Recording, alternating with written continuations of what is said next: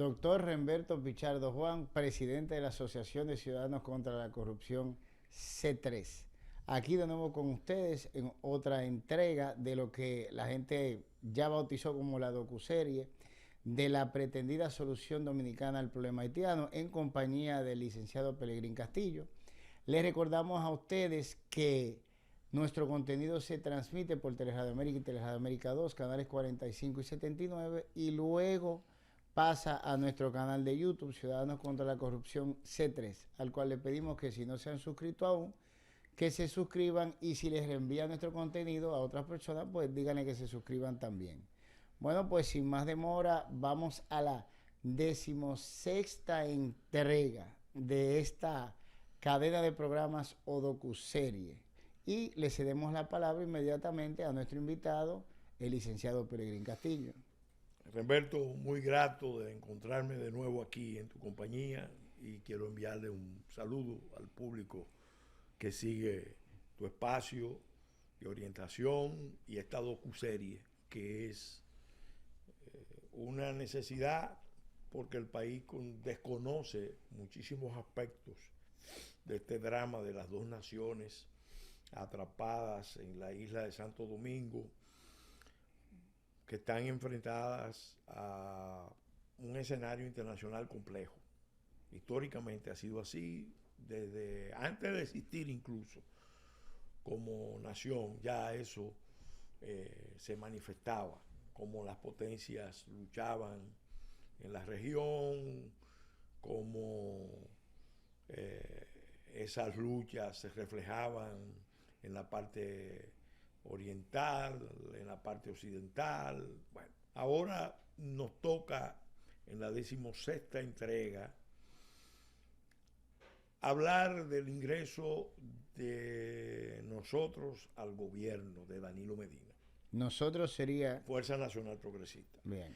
De hecho, nosotros habíamos estado en el gobierno de Leonel Fernández, que terminaba en el 12, pero teníamos un compromiso, un pacto de alianza de participar en el gobierno del presidente Medina, y en este caso básicamente los compromisos fundamentales eran crear el Ministerio de Energía y Minas. Yo empecé con autorización del presidente a crearlo durante el 2013 y en abril del 2014 ya salía del Congreso y me dispuse, bueno, el 24 de abril para ser exacto, me juramenté como ministro de Energía y Minas, ministro fundador.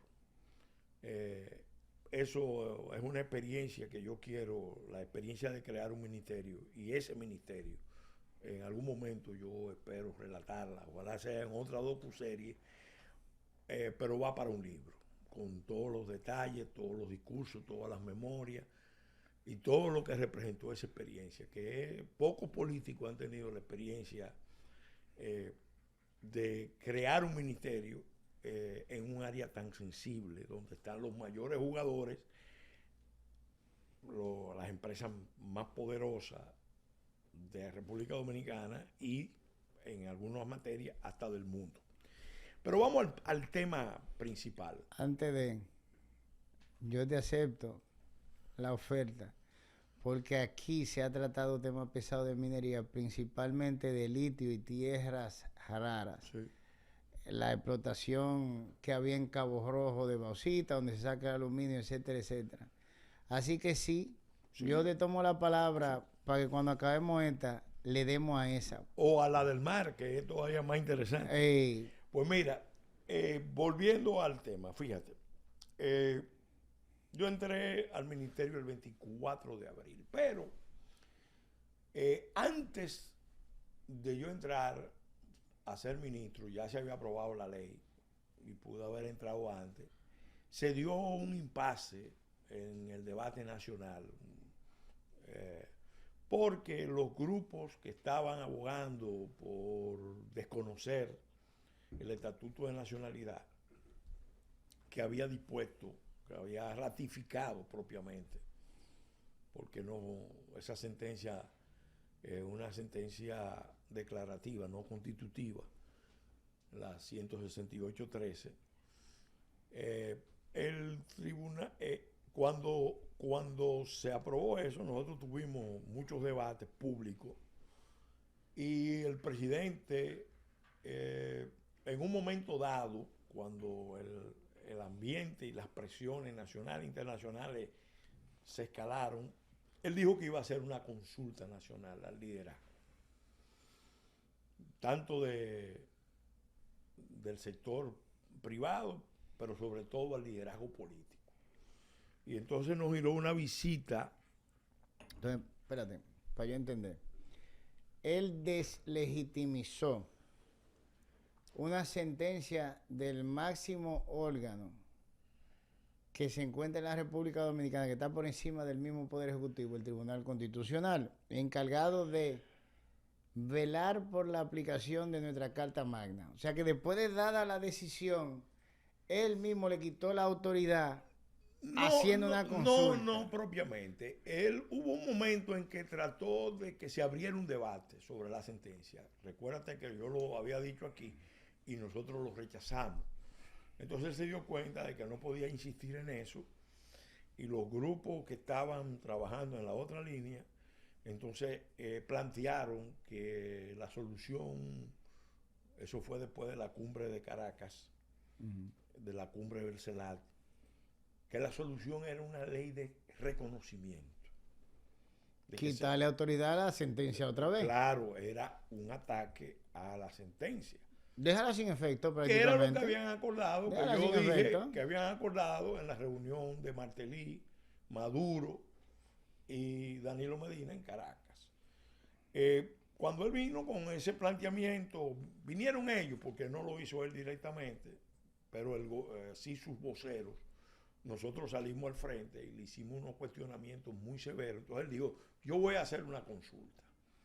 Voy a hablar con los dirigentes políticos de los partidos para que me den su opinión de cuál es el mejor camino a seguir. En ese proceso de consulta, porque nosotros básicamente le dijimos, mire, no procede una ley de reconocimiento. Porque reconocer significa que esa gente tenía unos derechos que fueron desconocidos y que esta ley lo que viene es a reconocérselo, lo cual es inaceptable, porque ese es precisamente la esencia del planteamiento de los contrarios, del ataque que le hacen, un ataque alevoso a República Dominicana, de que somos un país que acaba de cometer un crimen internacional con la negación de la nacionalidad, una apatridia generalizada a cientos de miles, millones de personas.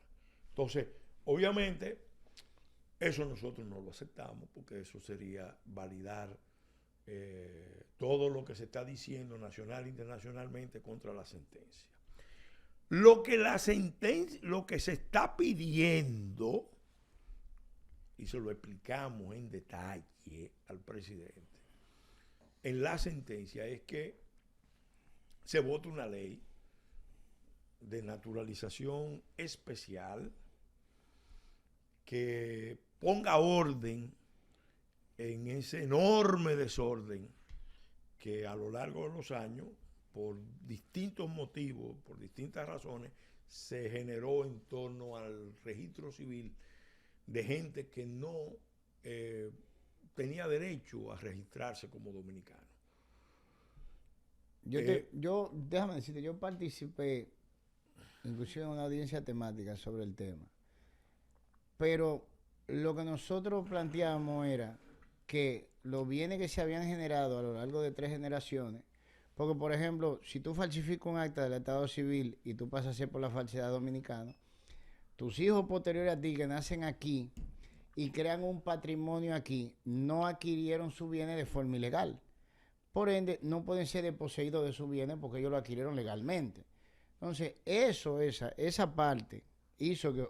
Es una posesión de Estado donde hay un exacto, elemento de buena fe que el exacto, Estado no tiene por qué perjudicar a una exactamente, persona que no es responsable de un exacto, ilícito. exacto, porque Por lo menos en principio. aquí había gente repartiendo, se lo viene de Sí. ellos, ¿eh? Bueno, entonces, Así a la franca. entonces, cuando él nos visitó, nosotros hablamos con ellos, con el presidente, le explicamos en detalle nuestra posición.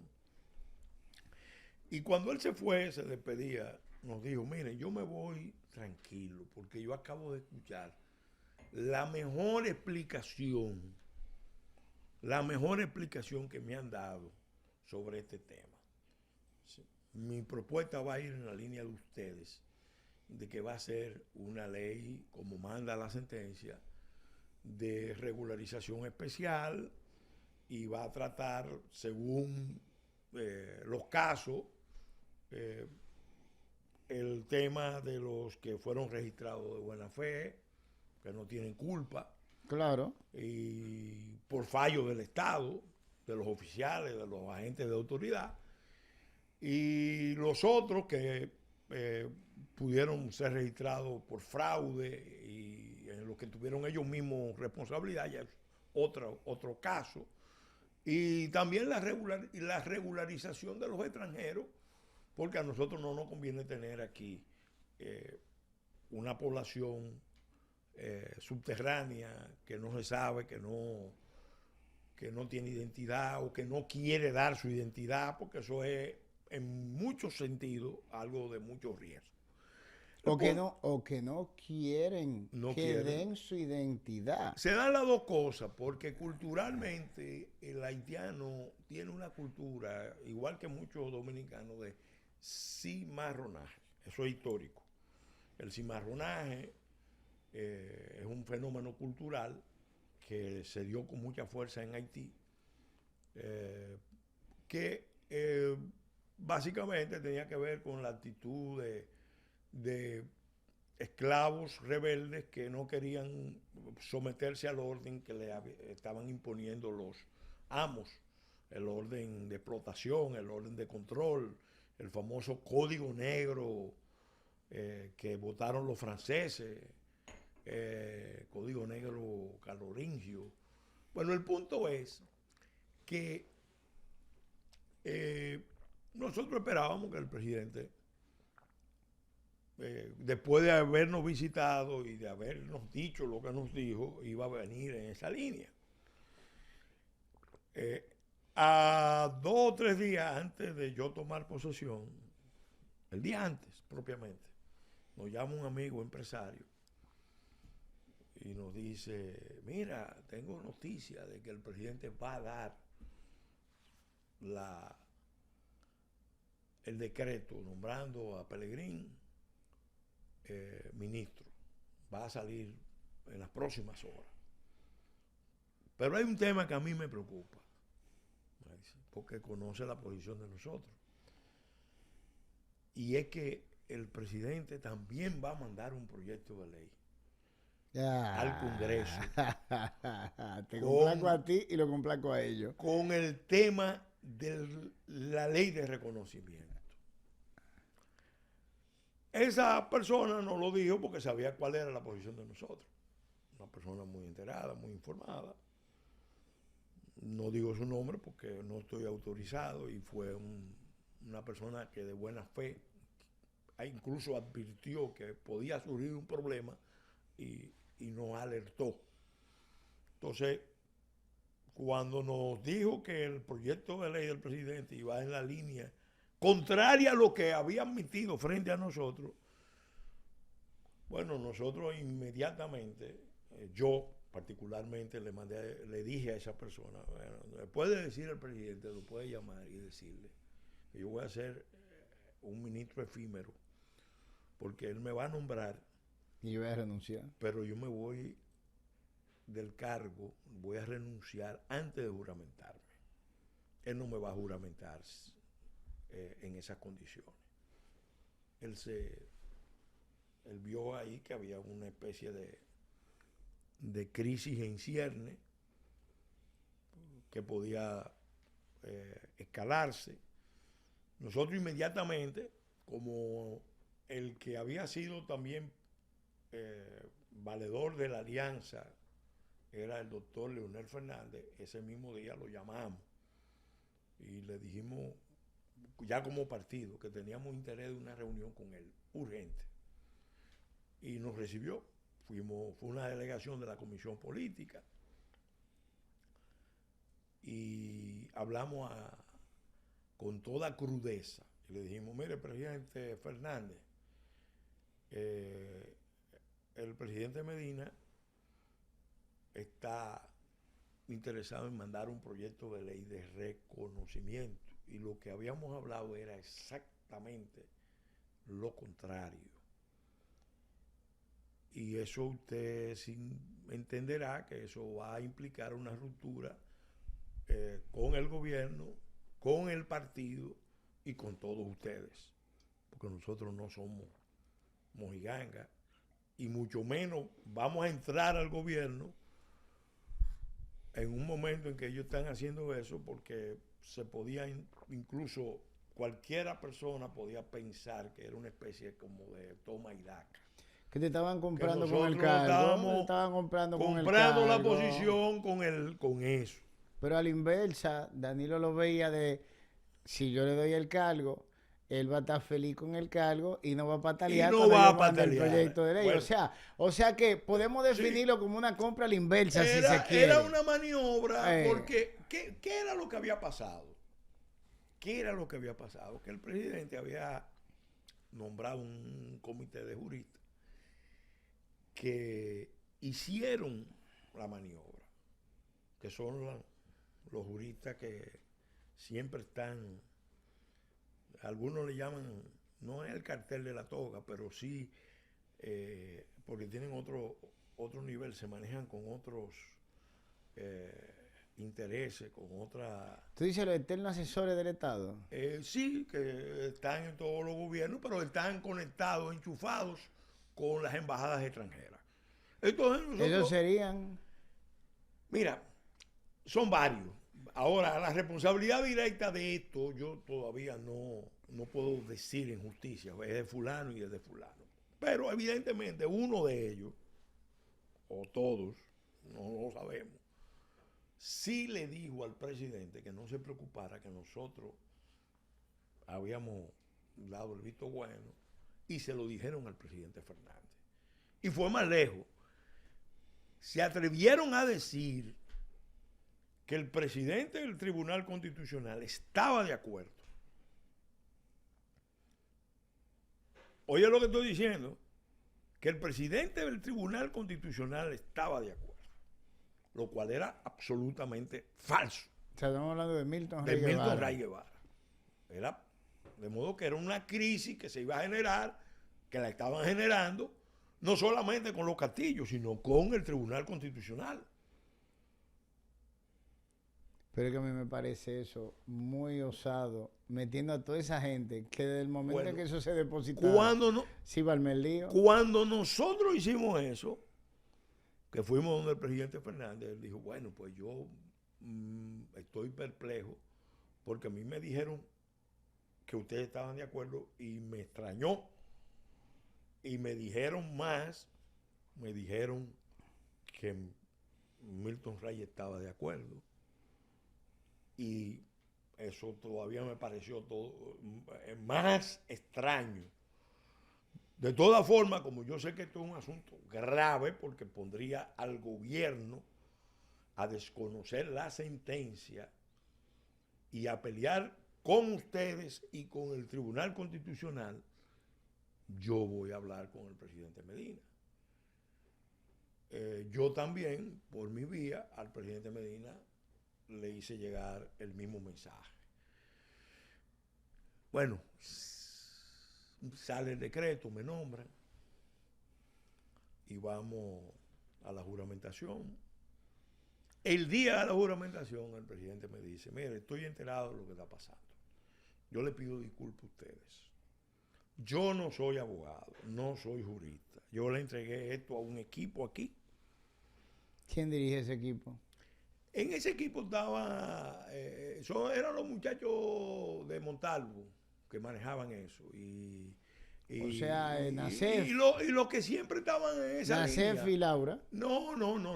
Nacef y Laura entraron después con el tema de las tierras, Yo sé que ellos eran Ahí, los ahí asesores el cerebro jurídicos de activo que Montalvo. está en todas esas operaciones, reformas constitucionales y todo eso, está Olivo Rodríguez Huerta a la Eterno, cabeza. eterno. Entonces, Mi ex profesor, entonces, eterno. entonces, ¿qué pasa?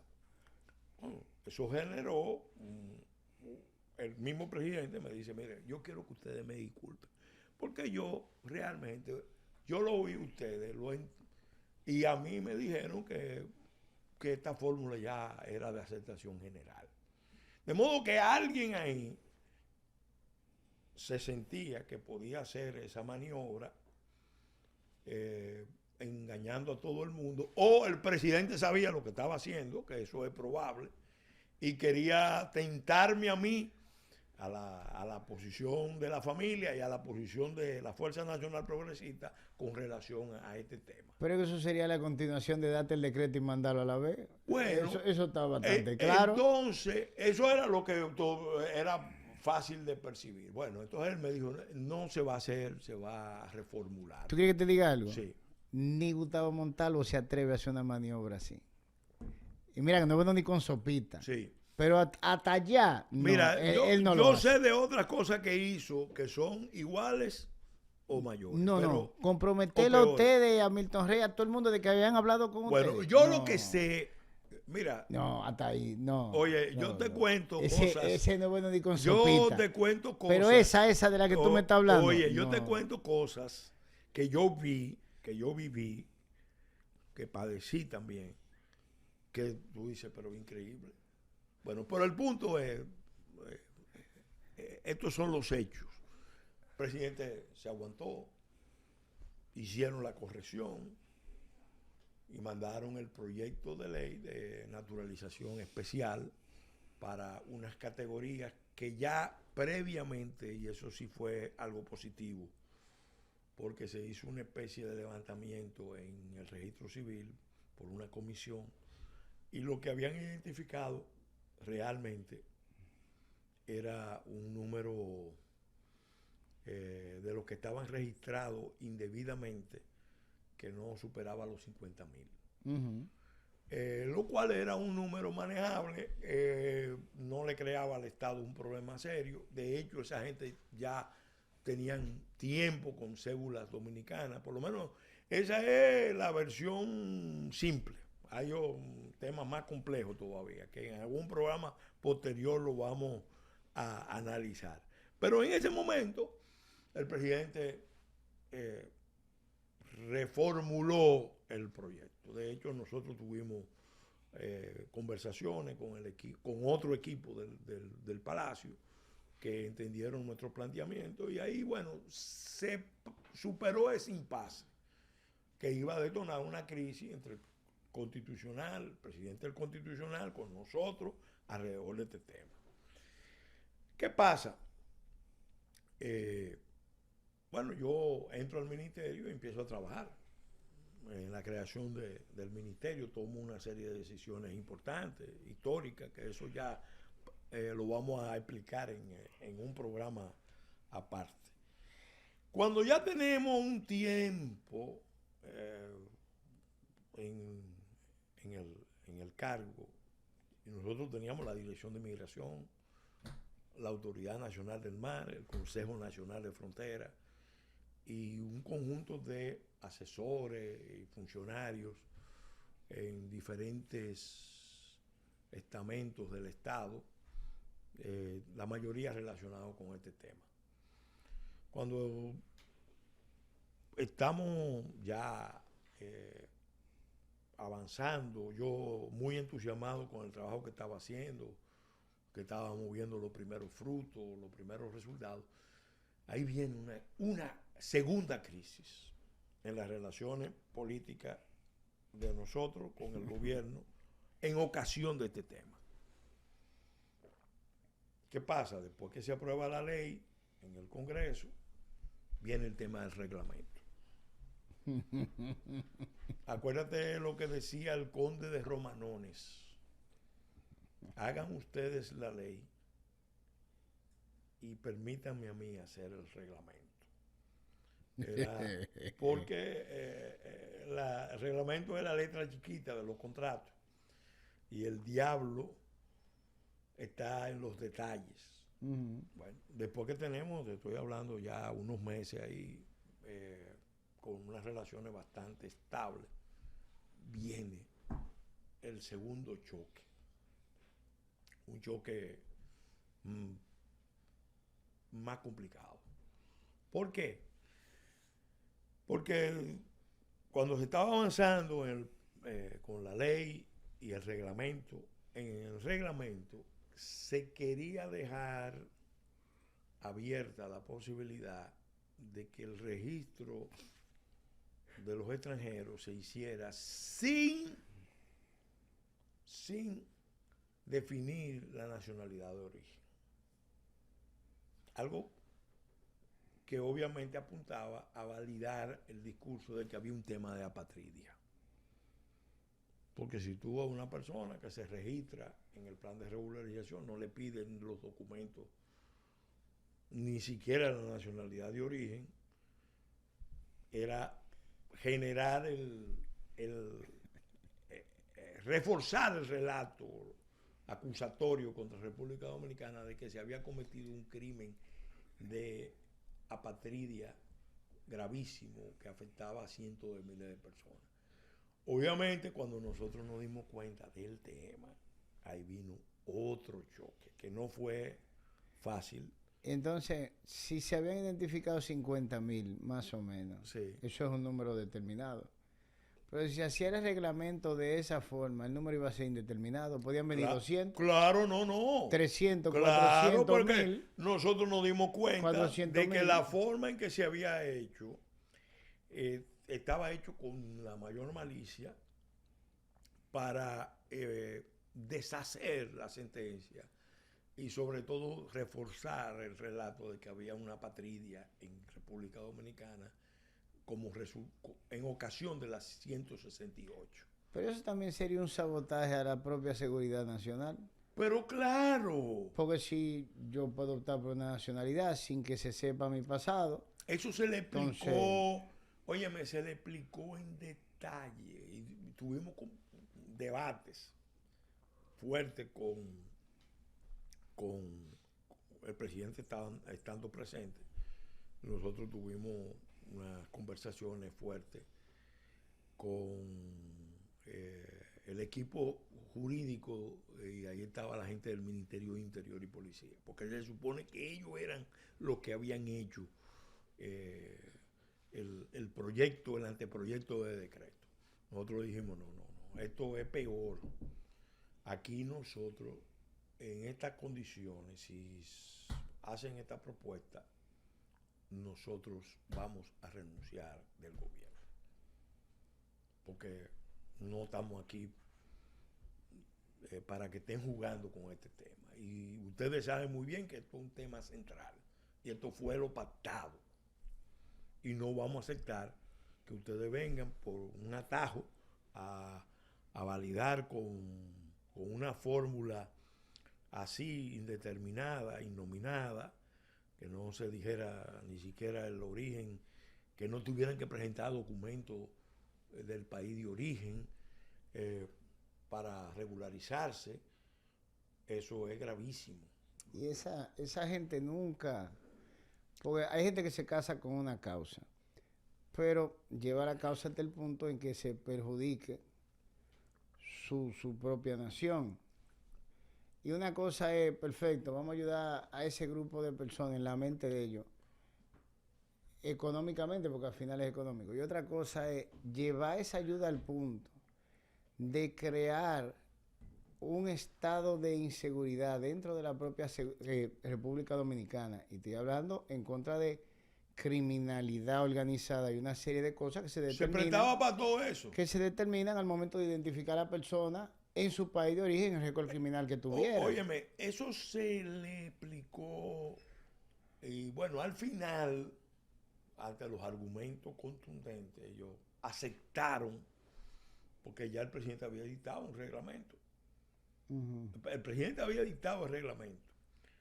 Entonces ya estaba el problema de qué hacer con el reglamento.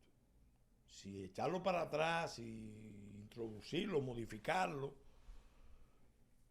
o buscar una variable. Al final la decisión fue, bueno, entonces en la lista de requisitos para la implementación del reglamento, la lista de requisitos se detallaban todos los papeles y documentos que se necesitaban para usted aplicar al plan de regularización. Eso fue una fórmula que se buscó porque ellos decían que no podían poner al presidente a echarse para atrás, sobre todo que esto había trascendido públicamente y que no, al presidente no lo podíamos poner en la disyuntiva de que los vinchos, la Fuerza Nacional Progresista, nosotros le habíamos con una crisis torcido el pulso al presidente. Ese era el argumento con Danilo. Por un problema. Porque ese es el cuento. Yo agarro y hago un lío. Entonces después te digo a ti que no se le puede hacer pasar vergüenza al presidente con el lío que yo armé. Entonces hay que dejar mi lío correr para no hacerlo pasar vergüenza. Nosotros lo vamos pero que el pueblo dominicano se joda. Claro, pero nosotros lo vamos a amarrar. Nosotros decidimos, bueno, vamos a amarrarlo. ¿Cómo? Bueno, vamos a la lista del reglamento de interior, o sea, las instrucciones, los requisitos para aplicar, que ya era algo que lo decidía el ministro de Interior. Entonces ahí se incluyeron todos los documentos del país de origen, declarar su identidad, su nombre, todos los elementos, el que la persona declarara y su documento del país de origen.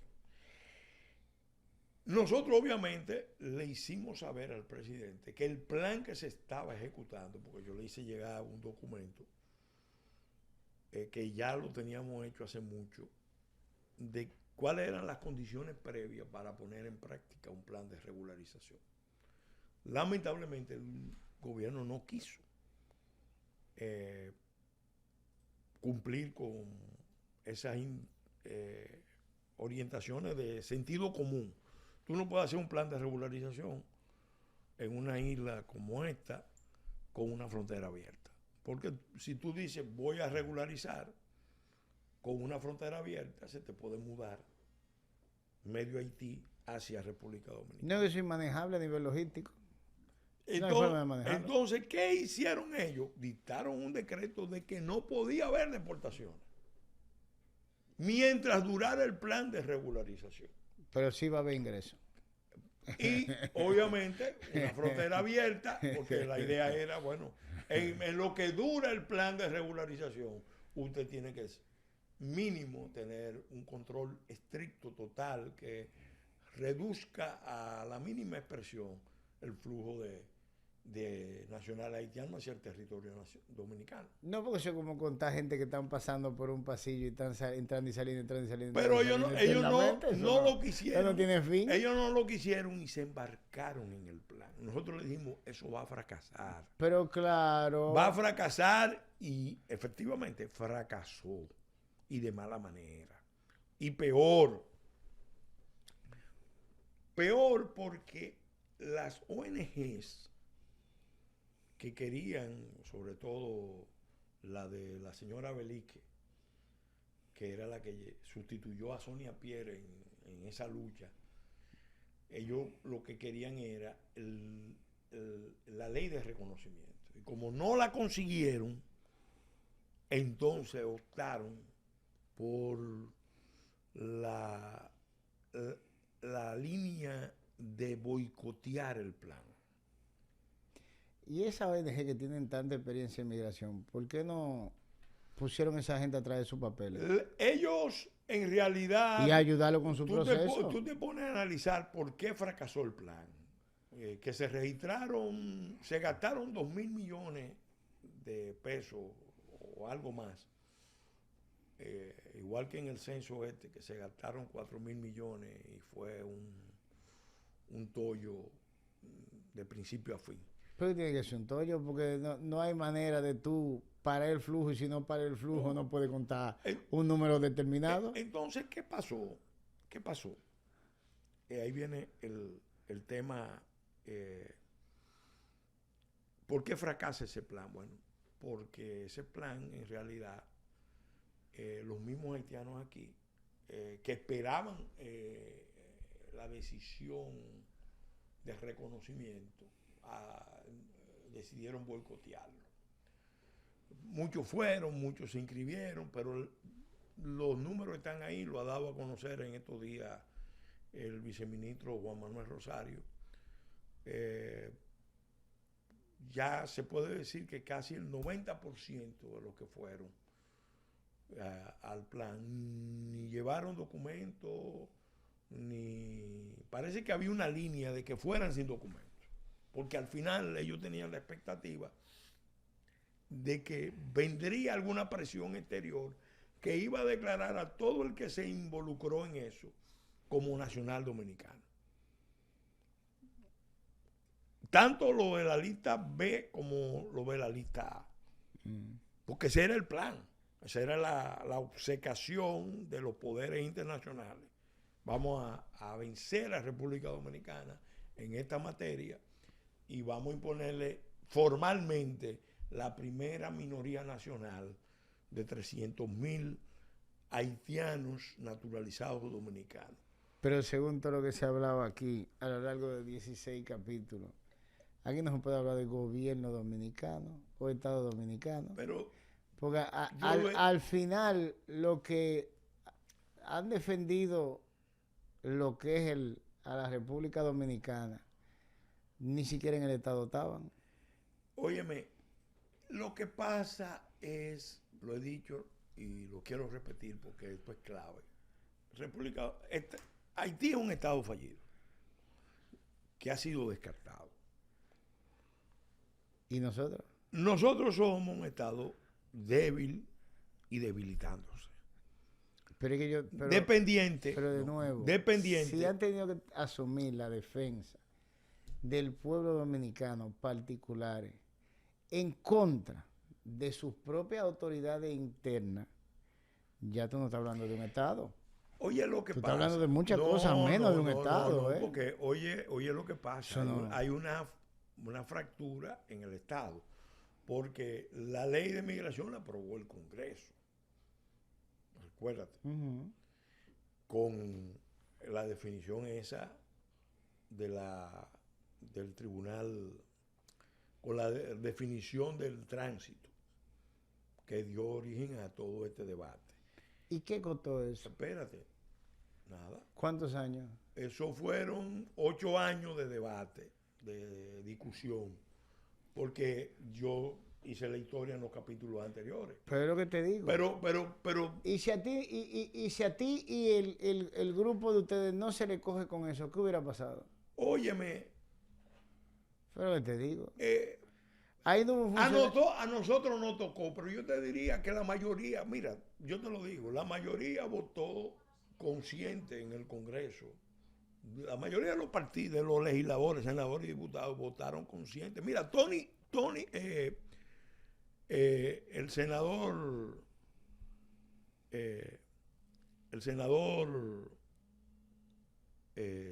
que manejó el tema en la comisión del Senado hizo un trabajo formidable resistiendo las presiones. Juan Manuel Rosario igual, y eran funcionarios del gobierno. Entonces salió, luego va a la Suprema. En la Suprema Corte se aprobó a unanimidad. Todo el mundo validó la constitucionalidad de esa ley.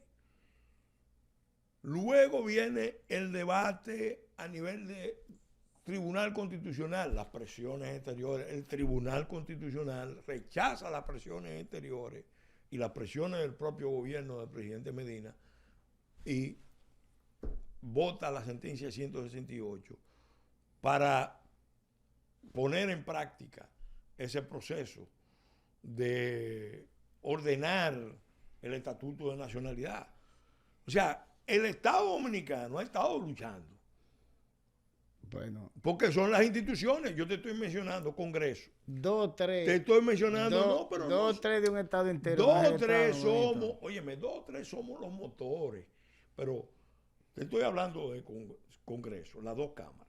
Te estoy hablando de la Suprema Corte de Justicia. Te estoy hablando del Tribunal Constitucional. Te estoy hablando incluso de la Asamblea Nacional Revisora. Porque si no se hubiera metido el pacto de las corbatas azules, es casi seguro, tú lo puedes ver en las actas, que se iba a eliminar el jus soli por la decisión de los asambleístas. Entonces, viene el tema. Estalla. Yo te dije a ti que aquí vino, en pocos meses, vinieron uno detrás de otro. Ron Van Puy, presidente de la Comisión Europea, Ban Ki-moon, secretario general de Naciones Unidas, y el vicepresidente Biden. Todos a tratar el tema, a presionar para que se echara hacia atrás la sentencia 168. ¿Y por qué tú crees que ellos entienden que pueden venir a presionar? Porque ellos tienen un sector, lo explico, lo quiero repetir. Aquí hay un problema muy serio, y es que está desde el origen de la República, pero que ahora es más nítido, ahora se percibe más claramente. Hay un sector que entiende que, para decirlo en palabras llanas, que esto es una finca con pasaporte, que República Dominicana es una finca con pasaporte de su... No, ni siquiera todo el CONET. Hay gente dentro del CONET. Porque hay muchos empresarios también que están conscientes del problema. Pero ellos no están para pelear con los poderes internacionales.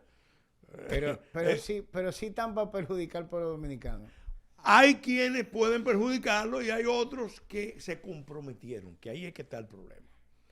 Los que se sienten dueños de la finca con pasaporte, que fueron los que de una u otra manera estuvieron metiendo al país, primero con la iniciativa de la Cuenca del Caribe, después con el acuerdo de Lomé y finalmente con el de Recasta Ley Hot,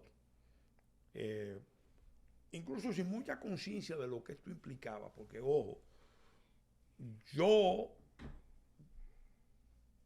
quizás porque tengo muchos años estudiando relaciones internacionales, estudiando derecho internacional público, conociendo historia de muchos escenarios del mundo. Bueno, siempre hay un grupo que está más atento que los otros y hay otros que sencillamente no tienen ni siquiera una idea. Recuérdate que nosotros desde el año 1900, desde mediados de los 80, hasta hace poco que empezó a ser claro que el esquema del orden global no se podía mantener, que el imperialismo globalista estaba en crisis. Nosotros vivimos un periodo de casi 40 años, donde todo lo que había era un discurso del mundo sin fronteras, un discurso cosmopolita, un discurso globalista, un discurso de...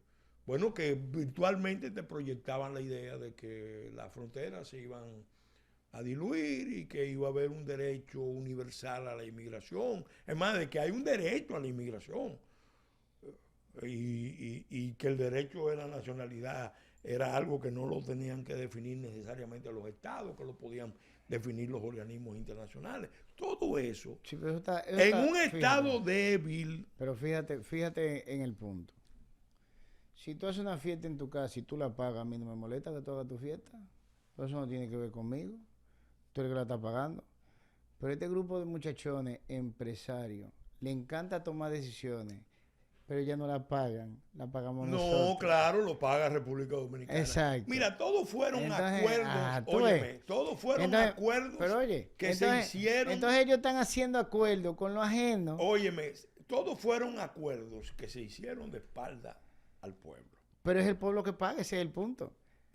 Porque... ¿Por qué ellos no agarran y le meten todo su dinero, esa grande fortuna que le han sacado al pueblo dominicano, a ayudar a ese pobre pueblo haitiano? Porque la verdad, porque eso es lo mejor que hay. Es que, limona con los cuartos del otro, mira, su sotanito, la verdad es que... buen samaritano con los cuartos de otro. La verdad es que cuando hay un proyecto nacional fuerte, hay capacidad de resistencia.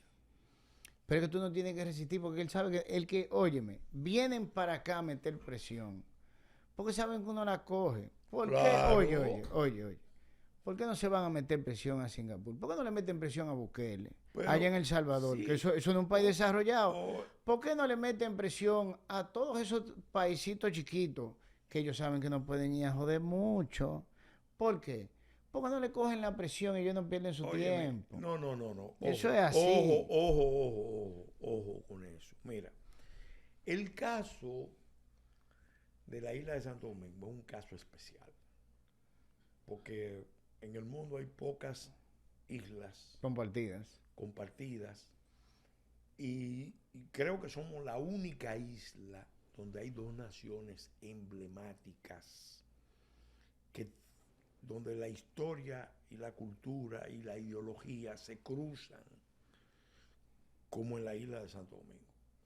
Entonces, ¿qué pasa? Hay que ir a la naturaleza. Bueno, estamos bregando ¿con quién? Con un imperio, el mayor de todos los imperios, Estados Unidos, que es poliárquico. No hay un solo poder, sino múltiples centros de poder. Y esos centros de poder múltiples son los que se articulan en un momento dado y impulsan una agenda. En el caso específico de la isla de Santo Domingo, yo lo vengo diciendo desde hace muchos años porque he tenido la vivencia. No es que me contaron, no, yo he estado yo creo que la ciudad del mundo que yo más he visitado es Washington. Más que Nueva York, más que Miami. Te voy a hacer una pregunta. ¿Tú has visto un soldado norteamericano meterse en uno de los múltiples líos que tuvieron los israelíes con todos sus vecinos que resultaron ser en una época todo a la vez sus enemigos? Tú no viste que lo fue a ayudar a nadie, ¿verdad que no? ¿Y qué hicieron ellos? No, ellos pueden ser buenos, pueden ser malos, puede ser lo que sea. Ellos solitos, en el medio de todos sus enemigos, han logrado quedarse ahí y nadie va a inventar para allá adentro. Ni siquiera los norteamericanos van a decir a Israel qué hacer. Y es un país chiquitico en el medio de un desierto. Pero ¿Tú sabes por qué? Porque ellos están más que conscientes que los israelíes no le cogen el chucho a nadie. Pero vuelvo y digo, no estoy diciendo que sean buenos ni malos. No le cogen el chucho a nadie. Pero el caso de Israel también es un caso especial. Porque Filipinas. Israel vivió, por ejemplo, la experiencia de la SOA, que fue el Holocausto.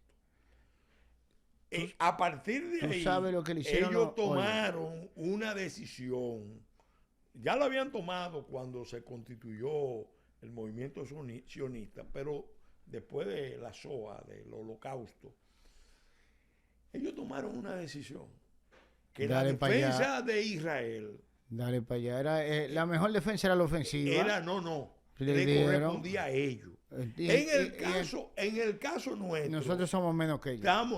Somos. Al contrario, nosotros somos, igual que Israel, una nación emblemática. Ajá. Israel es emblemático como nación. Ajá. Porque está en el origen de la cultura occidental. Nosotros en América, en la cultura latinoamericana y en la cultura universal, somos también un país emblemático. Claro, Israel tiene 5.000 años de historia. Tú coges y te pones a leer a los grandes profetas de Israel y tú ves la profundidad, el calado de esa historia. Filipinas. Y nosotros... ¿Tú sabes lo que le hicieron los filipinos al Imperio del Sol, a los japoneses, cuando eran imperio? Sí. Fue tanta la pela que le dieron esos soldados japoneses entrando, que todavía, cuando tú le dices filipino, le dan temblores. Y estamos hablando de un pueblo pobre, Sí, cuyo único armamento era un cuchillo. pero óyeme, No, hombre. aquí tenemos un serio problema. Ahora, este país, no Oh, te sí. olvides de esto. Tenemos un grupo No de, te olvides de tenemos esto. un grupo de pusilánimes Históricamente, que son los que controlan los partidos políticos tradicionales. Claro que tenemos un problema. históricamente, antes de ser República Dominicana, los criollos dominicanos derrotaron a los ejércitos de Francia. Fueron los criollos. Pues entonces, Los criollos dominicanos derrotaron a los ejércitos y a la flota británica. entonces, Derrotamos a los haitianos. entonces, Derrotamos a los franceses. entonces. A los españoles. Y hemos luchado, no podemos decir que lo hemos derrotado, pero Con hemos los luchado gringos, con los los gringos. norteamericanos. Y ahora estamos peleando incluso a espacio marítimo con los holandeses. ¿Qué te quiero decir? A lo largo de la historia, República Dominicana ha tenido luchas de afirmación nacional,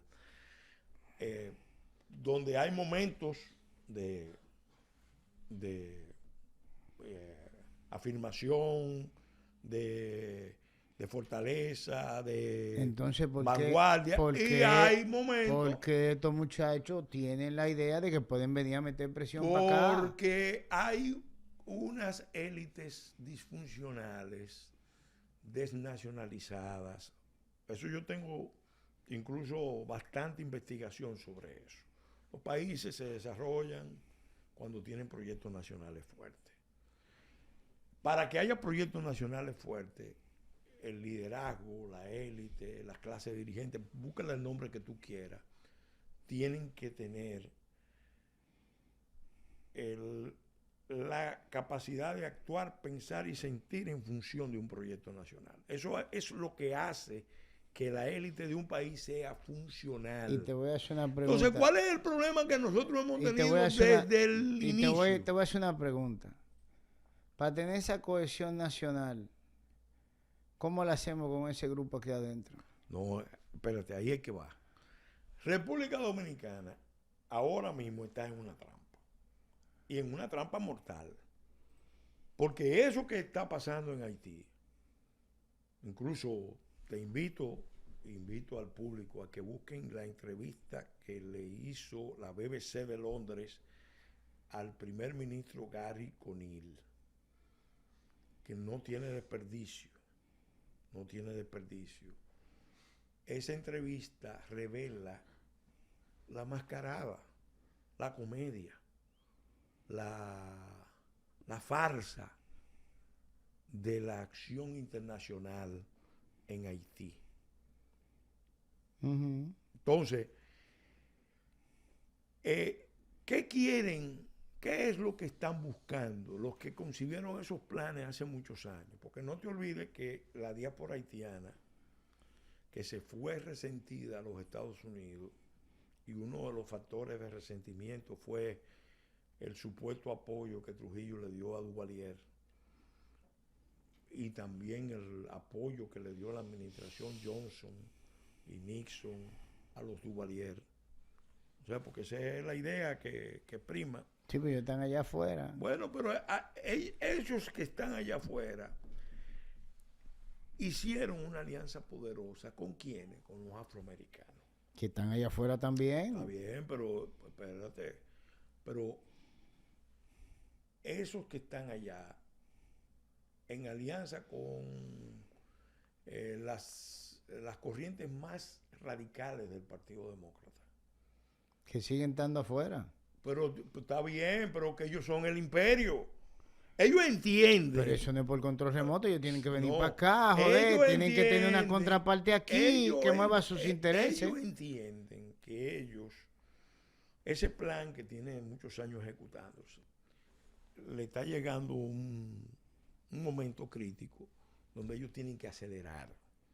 Y por eso tú ves que todo apunta a que ellos van a escalar el conflicto en Haití, tratar Fíjate que se están multiplicando las provocaciones, los incidentes con las autoridades dominicanas de diferentes maneras. En Atillo Palma, ayer aquí mismo en el Gran Santo Domingo. Ya una actitud beligerante, preinsurreccional de los haitianos.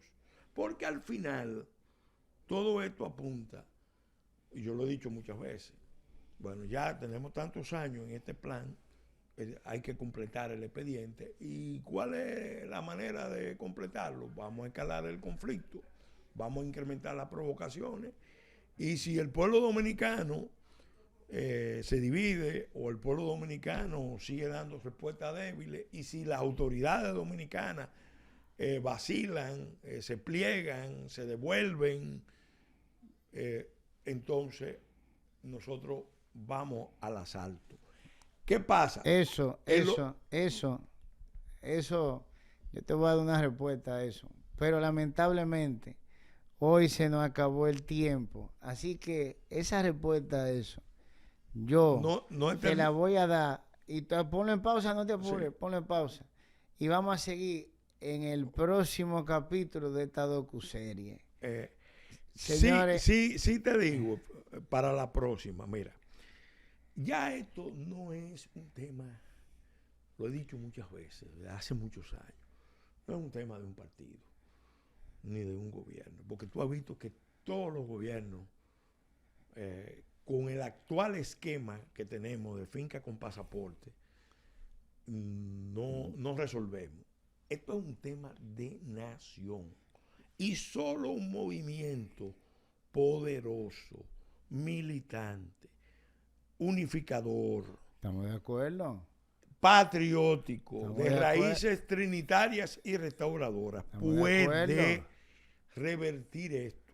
Estamos de acuerdo, pero eso no es solo aquí, eso no es aislado, porque a ellos se les olvida que allá hay mucho de nosotros. Señores, vamos a seguir elaborando sobre esto en la próxima entrega. Por hoy, como dije, se nos acabó el tiempo. Que el Señor los bendiga.